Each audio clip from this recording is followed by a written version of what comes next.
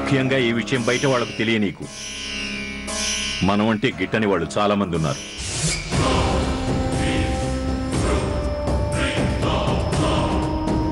వచ్చే వాళ్ళకి ఏదో చెప్పి పెళ్లి ఆపేసినా ఆశ్చర్యపడాల్సిన అవసరం లేదు.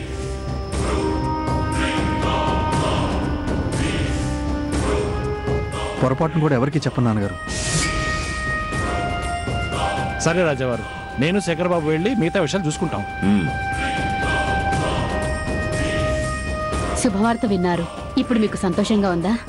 భయంగా ఉంది. భయం ఎందుకండి? శుభవార్త వల్ల బాధలు వస్తాయని రాశాడుగా. ఇప్పుడు ఈ శుభవార్త వల్ల ఎవరి వల్ల ఏ బాధలు వస్తాయని భయంగా ఉంది. అన్నిటికీ ఆ దేవుడే ఉన్నాడండి. అన్నీ ఆయనే చూసుకుంటాడు. సరే సరే, కాఫీ పట్టరా.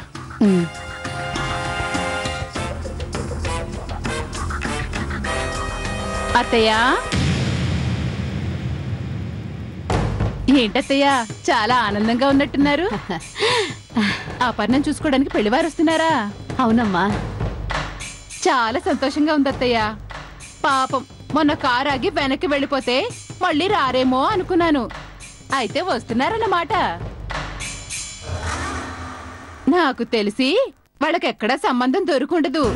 గతి లేక ఏ మతి లేని వాళ్ళైతే ఏముందిలే అని మళ్ళీ మన ఇంటికి వస్తున్నట్టున్నారు. అప్పుడు మనం పిలవలేదు, ఇప్పుడు మనం రమ్మనలేదు. ఆడపిల్లవారిగా వస్తామన్న వారిని వద్దనలేము, వద్దన్న వారిని రప్పించలేము. అందుకే ఎక్కువ ఆశలు పెట్టుకోకుండా మన పని మనం చేద్దామని నిర్ణయించుకున్నాం.